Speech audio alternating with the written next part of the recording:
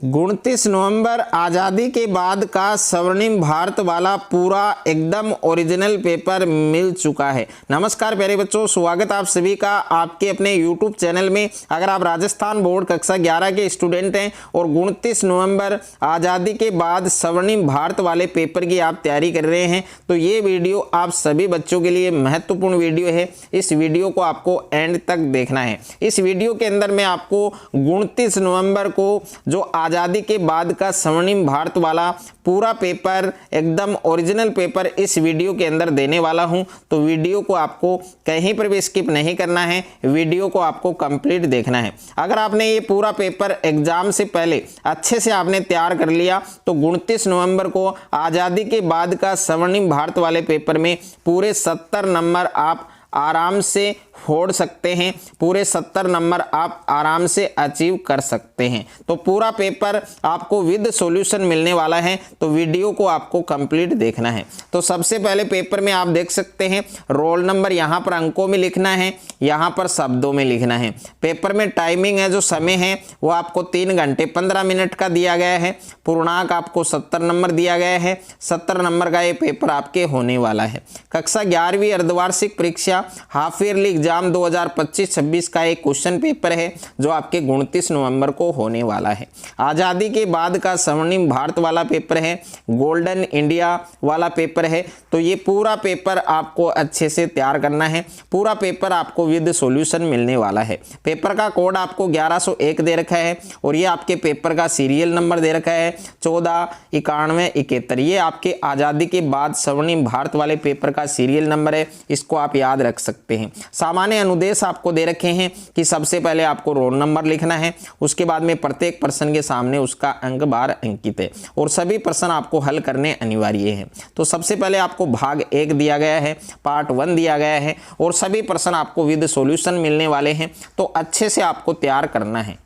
Paper में सबसे पहले आपको प्रश्न संख्या 1 दिया गया है कि ईस्ट इंडिया कंपनी को भारत से व्यापार करने की अनुमति है वो कब मिली। तो इसका सही उत्तर क्या होगा? ऑप्शन नंबर स होगा 1600। उसके बाद में प्रश्न संख्या 2 है आपके रेतवाड़ी भू राजस्व व्यवस्था किसके द्वारा लागू की गई थी। तो इसका सही उत्तर होगा आपके यहाँ पर रिड एवं मुनरो, यानी ब ऑप्शन आपका क्या होगा? करेक्ट होगा। उसके बाद में यहाँ पर तीसरा प्रश्न आपको दे रखा है कि भारतीय राष्ट्रीय कांग्रेस की स्थापना कब हुई थी। तो भारतीय राष्ट्रीय कांग्रेस की स्थापना कब हुई? 1885 में हुई थी। तो इसका सही उत्तर क्या होगा? ऑप्शन नंबर ब होगा। 4 नंबर प्रश्न है संविधान सभा का प्रथम अधिवेशन कब हुआ। तो संविधान सभा का प्रथम अधिवेशन है वो कब हुआ था? 9 दिसंबर 1946 को हुआ था। तो द ऑप्शन आपका क्या होगा? करेक्ट होगा।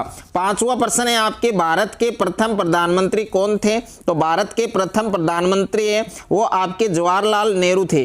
तो ब ऑप्शन आपका क्या होगा? करेक्ट होगा। उसके बाद में अगला प्रश्न है आपके प्रश्न संख्या 6 आपको दे रखा है यहाँ पर कि गद्दर पार्टी की स्थापना किसने की थी। तो गद्दर पार्टी की जो स्थापना है वो लाला हरदयाल ने की थी। तो स ऑप्शन आपका क्या होगा? करेक्ट होगा, सही होगा। 7वां प्रश्न है आपके पंचायती राज व्यवस्था की शुरुआत वो किस राज्य से हुई थी। तो 7 नंबर प्रश्न का सही उत्तर होगा आपके राजस्थान, यानी द ऑप्शन आपका क्या होगा? करेक्ट होगा। उसके बाद में 8वां प्रश्न दे रखा है प्लासी का युद्ध किस वर्ष में हुआ था। तो प्लासी का जो युद्ध है वो किस वर्ष में हुआ था? 1757 में हुआ था।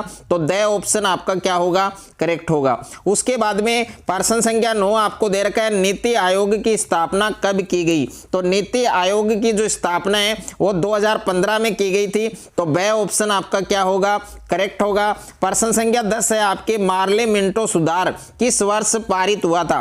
तो 1909 में हुआ था। तो ए ऑप्शन आपका क्या होगा?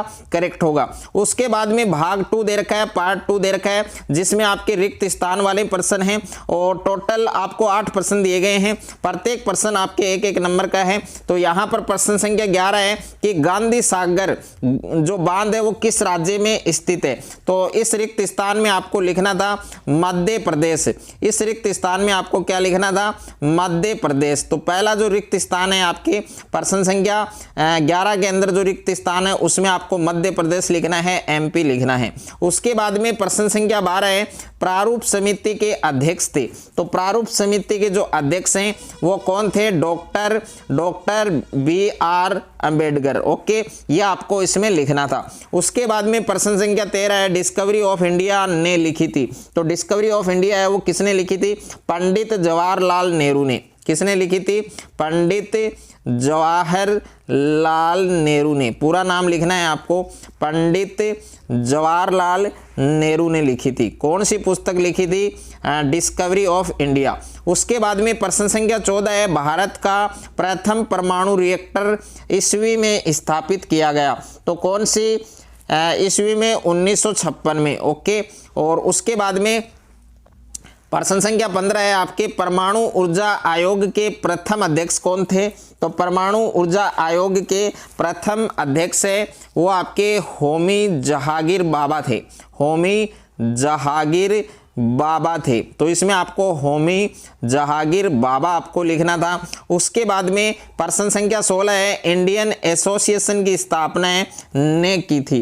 तो किसने की थी, तो प्रश्न संख्या 16 के अंदर आपका आएगा 1876 में की गई थी। ओके, और प्रश्न संख्या 17 है, केंद्रीय चमड़ा अनुसंधान संस्थान कहाँ स्थित है, आपके चेन्नई में स्थित है।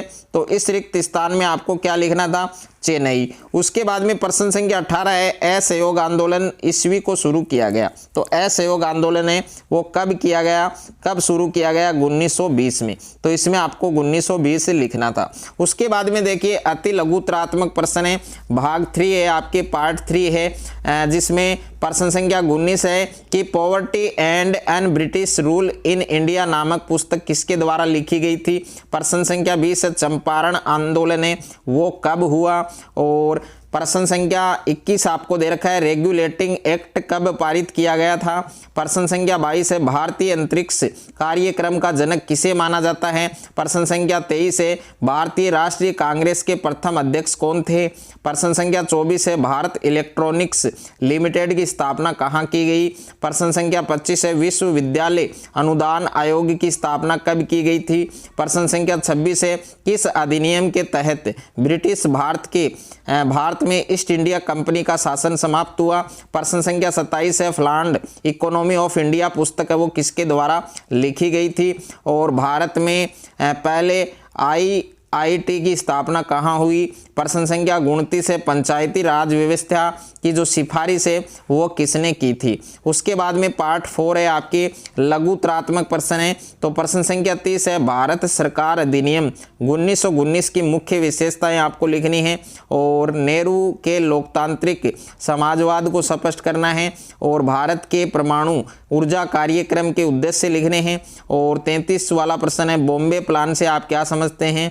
34 वाला प्रश्न है, योजना आयोग का गठन किन उद्देश्यों की पूर्ति के लिए किया गया।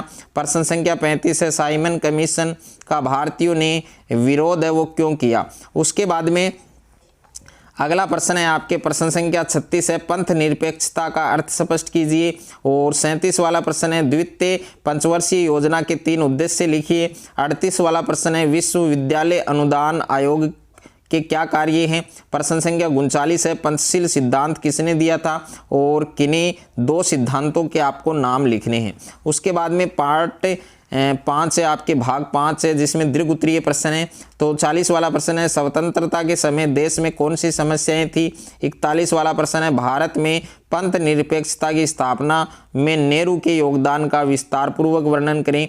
और 42 वाला है, भारत के सुनियोजित विकास में योजना आयोग ने महत्वपूर्ण भूमिका निभाई है। इस कथन को विस्तार पूर्वक स्पष्ट करना है। प्रश्न संख्या 43 है, नेहरू के लोकतंत्र संबंधी जो विचार हैं उनका आपको विश्लेषण करना है। उसके बाद में भाग 6 है आपके, पार्ट 6 है जिसमें निबंधात्मक प्रश्न है। प्रश्न संख्या 44 है, भारत में पंचवर्षीय योजनाओं की जो उपलब्धियां हैं उनका वर्णन करना है। अथवा में प्रश्न है, प्रथम पंचवर्षीय योजना है उसका वर्णन करें। प्रश्न संख्या 45 है, असंलग्नता क्या है। असंलग्नता के मुख्य जो लक्षण है उन पर आपको निबंध लिखना है। और इसके अथवा में प्रश्न है, पंचशील सिद्धांत है उनका आपको वर्णन करना है। तो पूरा पेपर मैंने इस वीडियो के अंदर आपको दिया है। आज़ादी के बाद स्वर्णिम भारत पूरा पेपर आपको अच्छे से तैयार करना है।